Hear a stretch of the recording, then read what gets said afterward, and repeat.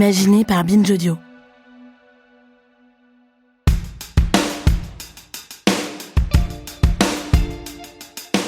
Ça paraîtra saugrenu, sans doute, aux plus jeunes d'entre vous. Mais figurez-vous qu'il n'y a pas si longtemps, aimer le foot dans certains espaces, c'était assez mal vu. Dans les milieux intello, de gauche, branchés, c'était carrément la honte. Et puis il y a eu la victoire de la France en 1998. Vous le croyez ça, l'équipe de France est championne du monde en battant le Brésil. 3-0, 2 buts de Zidane, 1 but de Petit. Je crois qu'après avoir vu ça, on peut mourir tranquille, enfin le plus tard possible, mais on peut. Ah, c'est superbe. Quel pied. Ah, quel pied. Oh putain. Oh là là là. D'un seul coup, aimer le foot ne posait plus de problème. Tout le monde était devenu fan de Zidane, de Thuram et de Lizarazu. C'est sans doute un effet générationnel, mais en ce qui me concerne, ça a marqué le début de mon acceptation du fait que oui, j'étais un ado intello de gauche qui aimait profondément le football. Ça veut pas dire pour autant que cette passion était aveugle et qu'elle ne comportait pas son lot d'analyses critiques d'un sport où le fric est roi, où l'individualisme est généralement la norme et où les valeurs s'arrêtent là où commencent les intérêts financiers. On l'a par exemple vu lors de la précédente Coupe du Monde organisée au Qatar et on le voit une nouvelle fois avec celle qui s'apprête à débuter qui se jouera en grande partie dans les États-Unis de Donald Trump. Dès lors, que faire ? Peut-on encore concilier nos engagements et nos emballements de supporters ? Doit-on essayer de se convaincre que le foot n'est pas politique ? De vastes questions que je vous propose d'explorer dans cet épisode. Je suis Thomas Rozek et vous écoutez Programme B. Et mon invité pour discuter de tout ça, c'est mon confrère Nicolas Xismartov, historien du sport et journaliste, notamment chez SoFoot ou Politis.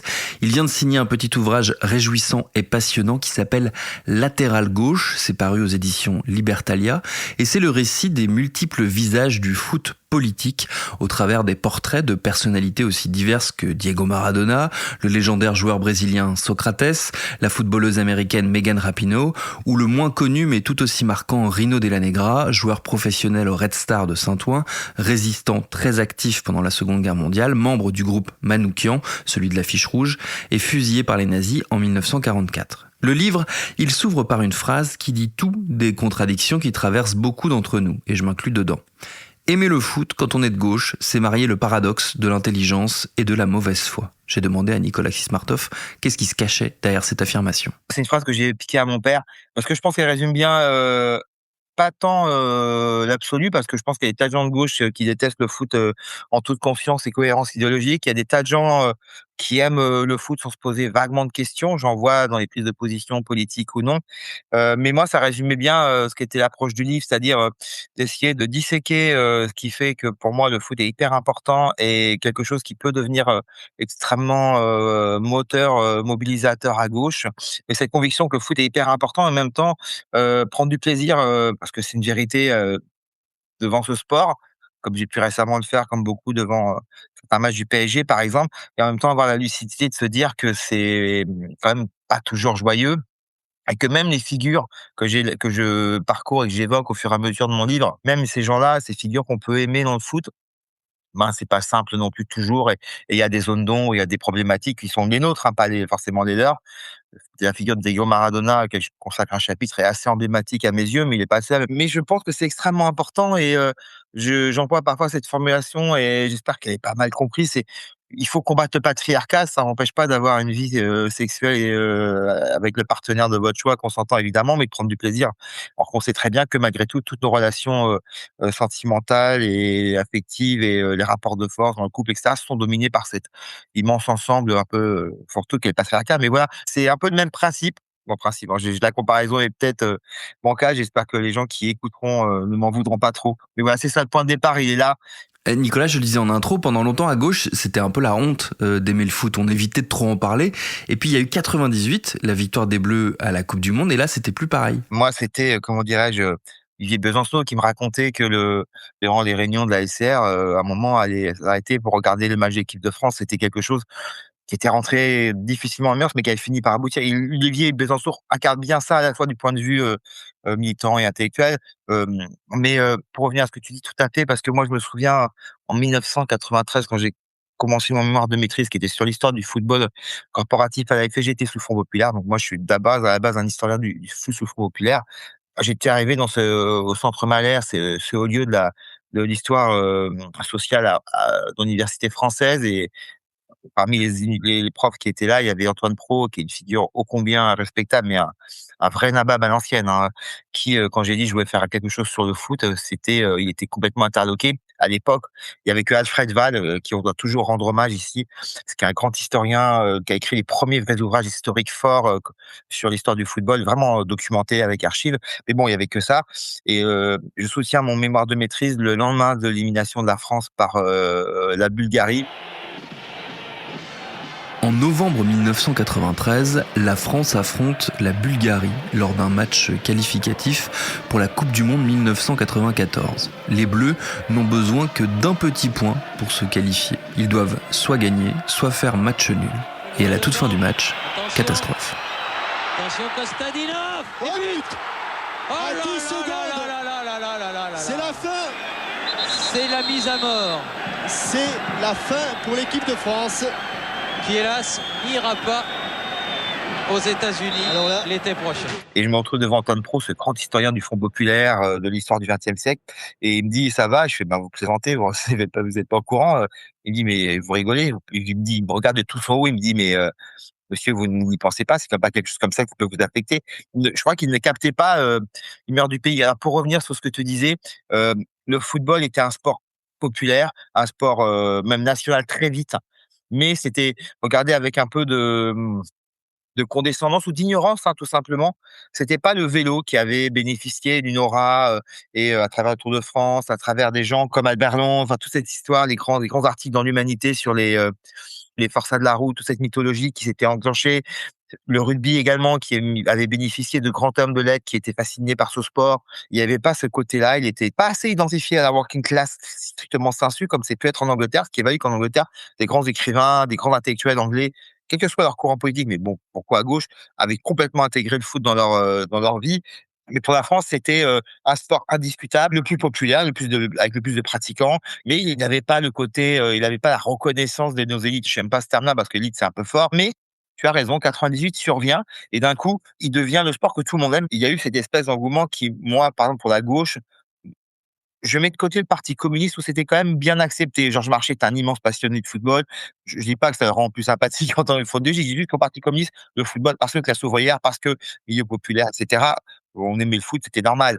Mais, là, d'un coup, c'est devenu même pour tout le monde aimer le foot, et je rigolais avec les camarades de SoFoot, c'est qu'à un moment, tous les artistes, tous les intellectuels voulaient leur interview au foot, et il y en avait, hein, qui connaissaient, pour qui c'était important, ça faisait partie d'eux, ou ça relevait d'une histoire personnelle, et il y avait pas de problème, hein. Certains l'étaient, très sincèrement. Olivier Besançon, sa passion pour le foot, elle est pas discutable. Il y en avait quelques-uns, mais par exemple, quelqu'un comme, Alain Krivine ou Daniel Ben Saïd, qui sont des grandes figures de la SR, captaient rien du tout. Maintenant, aujourd'hui, c'est plutôt les gens qui n'aiment pas le foot qui sont durs à trouver. C'est devenu quelque chose d'incontournable, mais parce que je pense qu'il l'est aujourd'hui, tout simplement. Pour les jeunes générations militantes, je pense que ça fait partie de leur vie parce que tout le monde aime le foot aujourd'hui, hein. Ce que tu rappelles avec ton livre, c'est que par ailleurs, le foot, il a toujours été politique, politisé par les joueurs, par les supporters, par tout le monde. Et tant mieux. Moi, j'ai envie de dire, il est politique et tant mieux. Et d'autant plus, évidemment, qu'il est populaire, et d'autant plus qu'il mobilise des masses, des populations, des passions, des millions de pratiquants, des associations, et qu'il est au cœur de problématiques sociales dont il est acteur par ailleurs, comme la question aujourd'hui, malheureusement, de l'immigration, la question des violences, la question de la place des femmes. Par exemple, moi, je suis hyper fan de voir comment les mouvements LGBT queer ou le mouvement féministe s'emparent de la question du foot, et veulent en faire quelque chose, veulent s'en approprier, parce qu'après tout, c'est autant à eux enfin, c'est génial. Moi, je trouve la démarche, assez fascinante à observer, même si ça reste petit, mais c'est quand même réel. Mais bon, pour revenir à ce que je te disais, bon, le foot est forcément politique, et depuis le départ, tous les grands figures de foot qu'on a connus, au fil du temps, ils ont été dans ces questions-là, même en refusant de poser, même quand Pelé refuse de faire de la politique quand il est au service d'une dictature, forcément, ça a un sens. Je lui fais pas procès, je comprends ce qu'il a vécu, c'est facile de juger. Je fais un passage sur Eusébio aussi, par ailleurs, face à la dictature portugaise, et ce qu'il a pu vivre en tant que figure emblématique, en même temps issu des colonies, enfin, c'est quelque chose, et Dieu sait que c'est un immense joueur. Mais voilà, tous, pour ça, je vous parle beaucoup de Maradona, de ce qu'il peut incarner, de tout ce qu'il y a de problématique, mais de ce qu'il a incarné presque malgré lui, volontairement ou pas. voilà, même ce qui se passe avec le PSG aujourd'hui est éminemment politique, qu'ils le veuillent ou non, des émeutes jusqu'à la signification de la victoire du Paris Saint-Germain, le fait qu'il soit reçu à l'Élysée. Et je sais que Macron, qui a dit que le sport n'était pas politique, n'arrête pas de le politiser. Et il a raison, en fait, quelque part. Juste, faut pas se cacher derrière son petit doigt. Ousmane Dembélé, il fait pas de politique, par exemple, mais il incarne quelque chose, qu'il le veuille ou non. Je veux dire, il y a ces 2 ballons d'or qui se succèdent. Tu de Benzema, qui est vraiment la France périurbaine, urbaine, Lyon, formé à l'OL, donc il ne cesse jamais de rappeler que c'est son il rend constamment hommage à sa formation olympique lyonnais, qui est, emblématique de cette France-là. Et en même temps, tu as un Ousmane Dembélé qui vient, d'Évreux, la France qu'on appelle souvent la France oubliée. Il est beaucoup plus apaisé, il est beaucoup plus discret. Pourtant, il est noir, musulman, pratiquant, sa femme porte le voile. L'heure aujourd'hui a envoyé quasiment que des députés RN. Et quand il est retourné là-bas, il a été accueilli comme une star. Donc c'est créé, même les gens qui ne sont plus discrets que par exemple Kylian Mbappé qui intervient dans le débat politique, ou Jules Koundé, ou d'autres qui sont intervenus. Donc je sais pas, c'est un peu confus ce que je raconte, mais tant mieux en fait, quelque part, ça rend encore plus les choses encore plus passionnantes. Et comme je le répète pour le départ, c'est comme je disais tout à l'heure, ça t'empêche pas de kiffer devant un match, ça t'empêche pas de prendre du plaisir, de partager une joie collective ou d'être au stade. C'est pas le sujet d'opposer, c'est la question, ça se cumule en fait. La vie, c'est des et, pas des ou en fait. Et le sport est politique, mais tant mieux. Enfin, c'est vraiment le truc, la réponse qu'il faut avoir, c'est pas oui, malheureusement, c'est politique, oui, mais la société, non. D'abord, la phrase qu'il faut absolument bannir, c'est le reflet de la société. Non, c'est un acteur de la société. Bah, il subit des vagues, il subit des problématiques, il y participe, il construit des discours, c'est un flux tendu, il est dedans. C'est pas, comme je vois, c'est pas un reflet, c'est un acteur, c'est une composante. Il est devenu trop massif en plus qu'on l'ignore aussi bien sur le plan économique, culturel, social. Je veux dire, ça envahit tous les espaces, le cinéma, la télé, le rap, je raconte même pas. Enfin, évidemment sur le plan politique, tout simplement. Il y a un truc auquel j'ai pensé en lisant ton livre, c'est que finalement le foot et la politique, ils ont en commun un autre aspect, c'est la passion que ça suscite. Quand on aime le foot, on adore en parler, en débattre, s'engueuler. Et la politique, finalement, c'est un peu pareil. Oui, alors ça, j'en suis vraiment. Alors d'abord, je me fais illustration parce que moi, j'étais très mauvais au foot, donc je me suis mis à écrire dessus, à travailler dessus, parce que j'étais vraiment très, très mauvais. Très vite, tu vois le gap, hein, c'est comme en musique, hein, quand tu te rends compte que t'as pas de talent, tu passes des disques, hein, je rigole un peu, mais moi, c'est ce que j'ai fait aussi. Donc, ouais, il y a ça d'abord. Ensuite, de fait, c'est un sport spectacle aussi, donc forcément, on regarde, on commente. Et puis, il y a effectivement cet engagement d'identité, au sens, j'aime pas ce terme-là parce qu'il a tellement été galvaudé par l'extrême droite, mais qui est une vérité. C'est-à-dire qu'à un moment, on s'identifie parce que le club, c'est ton histoire, c'est ta vie. Ça peut expliquer des perdurances par exemple, dans les communautés immigrées, chez les Portugais, on hérite c'est pour le Sporting ou pour Benfica ou pour Porto. Et ça, c'est l'héritage de ta famille, du coin où ils viennent. Et ça participe aussi à ça. Et comme on peut le voir aujourd'hui dans d'autres cas, on en parle et c'est bien, c'est un espace, c'est ça où ça recouvre la politique. C'est parce que du fait, on parle pas seulement du match, on parle de plein d'autres choses, des jugements qu'on a sur l'équipe, sur l'identité, sur le club, sur les personnalités des joueurs. Moi, je suis très amoureux d'aller voir les matchs au bar pour ça. C'est que j'ai mon bar sûr qui est tenu par des Kabyles, mais qui est un espèce de mythique pop foot qui est complètement anarchiste, mais très agréable à vivre. Les bars pour ça sont assez emblématiques de ce besoin de faire des conneries, de s'engueuler, de se fâcher, d'entendre tout et son contraire à des conneries. Là où les bars reculent, disparaissent, le RN profite et grossit. Parce que malgré tout, même si la personne a des idées du RN, elle est en face de toi, elle discute avec toi. Et c'est dans la vraie vie qui peut être problématique. Moi, j'idéalise jamais rien. Il peut y avoir de la violence, il peut y avoir du sexisme, il peut y avoir moi, j'aime bien mon bar sûr, parce que je le trouve très safe, y compris pour les femmes. Je dis pas que ça règle tout, mais c'est un espace. Et on a besoin aujourd'hui, je pense, d'espace où on se parle. Il n'y a pas beaucoup de sujets où on peut parler avec tout le monde sur le foot. Ça peut déboucher sur la politique et sur faire de la politique. Voilà, j'en suis convaincu, comme les associations sont un lieu extrêmement important, mais il faut encore sans illusion, hein, la société va mal, donc je suis pas en train de vous dire que on va tout résoudre, mais moi je parle de ce que je connais, de ce que j'aime. C'est fait! Ouais, gars! C'est fait! Les Bleus sont champions du monde! Les Bleus sont champions du monde pour la deuxième fois dans l'histoire du football français! Alors dans les discussions et dans les débats en ce moment, évidemment, il y a la question de la Coupe du Monde.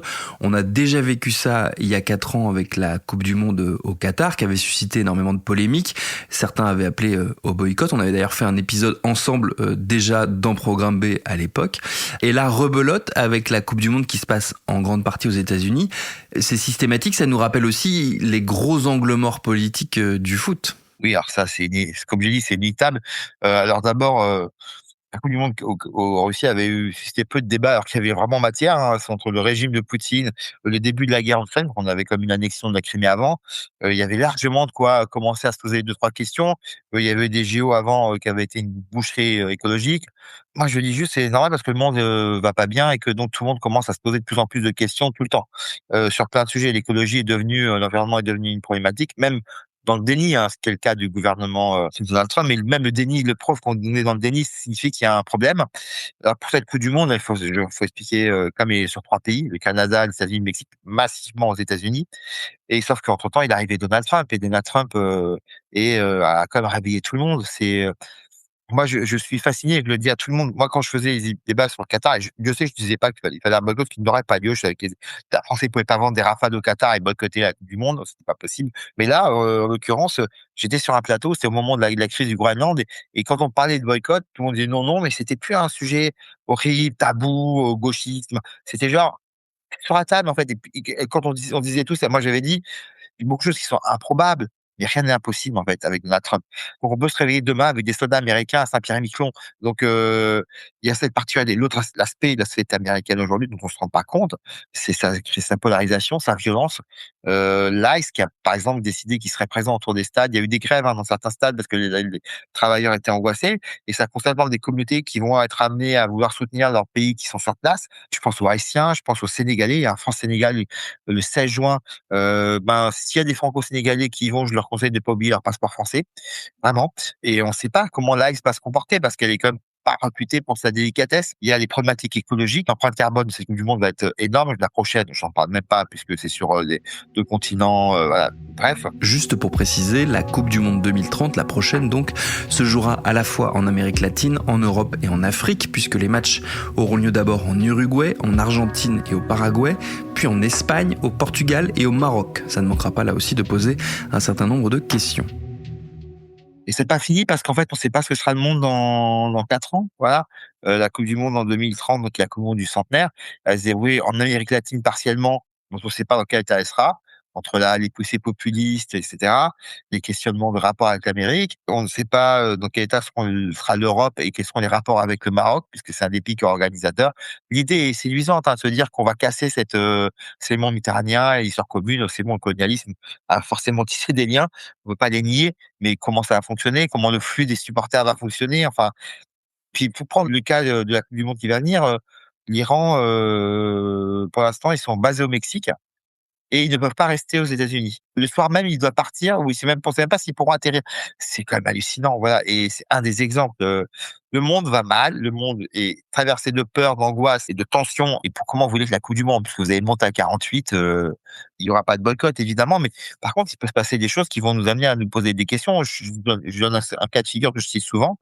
Il y a un supporter français qui meurt tué par l'ICE en ayant refusé d'être tempéré. Ou qu'est-ce qu'on fait? Tu joues le match après? Voilà, qu'est-ce qu'on fait quand Donald Trump va exploser tous les protocoles habituels, de respect, qu'est-ce qu'on fait? Et puis, alors je dis pas ça contre les États-Unis, mais je crois qu'en termes d'arbitrage, on peut avoir des surprises, hein. Si on en a déjà connu pour l'Argentine ou d'autres pays, là, je sais pas, parce que lui, c'est pas un bon perdant, hein, Donald. C'est pas son caractérise le plus, hein. Nicolas, si on se place du côté français, on va rentrer dans une période assez étrange avec l'approche évidemment de la présidentielle de 2027. On sait que l'extrême droite est en embuscade pour essayer de s'imposer. Et ce qu'on sait aussi, c'est que le foot, c'est quand même pas trop leur truc. Encore plus quand les footballeurs ont le malheur de parler de politique. On l'a encore vu par exemple tout récemment quand Kylian Mbappé s'est accroché avec Jordan Bardella sur les réseaux sociaux. C'est ce qu'on a vécu avec l'histoire de Kylian Mbappé et de Bardella. Le RN est revenu sur ses fondamentaux. C'est-à-dire que Kylian Mbappé n'a pas insulté les électeurs du RN. Il a juste dit, si ce parti-là réarrive, on sait ce que ça peut faire pour moi et les miens et les gens que je représente, la banlieue, les milieux immigrés. Et la réponse de Bardella, ça n'a pas été de dire, mais non, t'inquiète pas, on n'est pas contre vous, ce qui sera un discours de présidentiable, l'habituel, ou d'expliquer, mais non, moi, je suis aussi Seine-Saint-Denis comme toi, je viens des classes moyennes, moi aussi, j'ai j'ai des origines arabes, un grand-père algérien. Non, il a répondu, ferme ta gueule. Et je crois que ça résume bien. Alors, l'extrême droite française déteste historiquement le football. Vichy détestait le football, mais c'était un sport ouvrier, métèque, et depuis toujours, l'extrême droite, il y avait juste ces singularités des tribunes et de l'ultra-droite et l'ultra-violence, mais c'est pas un modèle. C'est-à-dire que malgré tout, je pense pas qu'ils aient envie de se revendiquer des Niçois qui ont attaqué les Parisiens, en faisant quelques saluts nazis. C'est pas ça leur but. Et puis c'est ultra-violence, ils pourront la couvrir, mais c'est pas un modèle d'organisation politique et c'est pas comme ça qu'ils gagnent des électeurs. Je vois clairement ils ont un malaise vis-à-vis de ça et qu'ils se rendent compte que c'est très important, que c'est comme je expliquais, Ousmane Dembélé, il revient dans l'heure qui est clairement devenu un bastion pour eux et il est acclamé par tout le monde. Donc ils se rendent compte que c'est très compliqué de s'en emparer. Ils font de la polémique quand ils peuvent, ils essayent, comme ils l'ont fait avec les incidents du PSG, comme ils ont pu le faire à certains moments sur les prises de position contre les violences policières des footballeurs. Ils ont énormément de mal. On va voir l'année qui s'écoule comment ils vont comment ils vont décider de s'en emparer. S'il y a un nouveau titre, comment ils vont fonctionner? Moi, je ne sais pas, hein. Je pense qu'ils n'ont pas les outils, qu'ils n'ont pas les cadres politiques qui aiment le foot et qui connaissent le foot pour savoir comment positionner leur parti par rapport à ces questions. Je pense qu'ils n'ont même pas la grammaire pour le faire. Mais ça, c'est une conviction personnelle. Et après, le foot, comment il va réagir? Ça va être un vrai test, hein, pour le coup. Parce qu'en France, le foot est très lié au milieu populaire, aux banlieues. Il est très lié donc à l'immigration, à des questions de cet ordre-là. Beaucoup d'immigrés au fil des vagues d'immigration, c'est on nourrit le football français, de Copa, le Polonais, Platini italien, et évidemment l'immigration algérienne, nord-africaine, et puis maintenant subsaharienne. On est quand même sur ce terrain-là. Comment ils vont réagir, je ne sais pas. Est-ce qu'ils vont réagir collectivement? Ça va être des prises de position individuelles sur le parti pris de chacun. Comment vont réagir ceux qui sont en France, qui jouent en France, et ceux qui seront à l'étranger? C'est toujours comme il y a une différence. Est-ce qu'ils vont être capables aussi de réagir organiquement, c'est-à-dire pas forcément en termes de parti, mais à un moment de prendre des positions communes ou d'avoir un discours même en filigrane qui soit commun. Quand je dis commun, ça signifie pas que c'est tous la même chose. La question qui va leur être posée à un moment, très simplement, ça va pas être simplement d'être contre le RN, c'est que s'il y a des gens face au RN, est-ce qu'on les soutient? Voilà. À demi-mot, il l'avait fait pour Macron, par exemple, Kylian Mbappé, parce que si c'est qu'il y a un autre candidat, que ça soit LFI ou Dominique de Villepin, et de fait qu'on peut avoir des réticences pour l'un comme pour l'autre, qu'est-ce qu'ils vont faire? Parce qu'à un moment, ce sera pas simplement d'être contre, parce que s'il y a une menace de prise de pouvoir, après je dis, pour gagner, il faut lutter. C'est comme dans le foot, regardez Arsenal, ils ont pas voulu attaquer, même en marquant le premier but, ça pas suffisant, enfin, quand tu as une grosse équipe en face de toi, donc bon, faut jouer. Il va falloir jouer. Et puisqu'on parle de foot et de politique, impossible de ne pas penser à notre confrère de SoFoot Christophe Glaise, emprisonné en Algérie, prisonnier des tensions diplomatiques entre Paris et Alger et coupable uniquement d'avoir fait son travail, à savoir raconter la réalité du foot africain dont il est un spécialiste. La pétition qui réclame sa libération, elle est toujours en ligne sur le site de Reporters sans frontières, rsf.org. Merci à Nicolas Xismartov pour ses réponses. Son livre Latéral gauche, il est dispo, on l'a dit, chez Libertalia. C'est à lire par exemple avant le début de la Coupe du Monde. Programme B, c'est un podcast de Binge Audio, une marque Urbania. Cet épisode a été préparé par Charlotte Bex et réalisé par Octave Bautier. Tous nos épisodes, les anciens comme les nouveaux, sont à retrouver sur toutes vos applis de podcast préférées. Cherchez-nous sur Internet si vous voulez nous parler et à très vite pour un nouvel épisode.